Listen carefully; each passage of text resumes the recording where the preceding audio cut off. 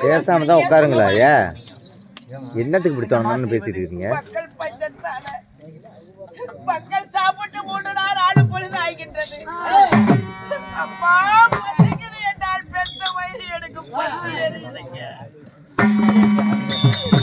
மக்களெல்லாம் பசி வேதனையோடு அழுது கொண்டிருக்காங்க சாமி. மழை இல்லாமல் மழை பெய்து 12 வருஷமாகிறது. இந்த பஞ்சமான பூமியில் இருக்கின்ற போது யார்தான் செழிப்பாக வாழ்ந்திருக்க முடியும்? நான் மக்கள் குறிய தீர்ப்பதா இல்ல தான் பெற்ற பிள்ளைகள் குறிதான் தீர்ப்பதா என்று மனம் சஞ்சலமாக தான் இருக்கிறது. மழையில்லாத பஞ்ச பூமி எப்படி வாழ்வது? எப்படி மக்களை காப்பாற்றுவது என்று ஒன்று புரியவில்லை.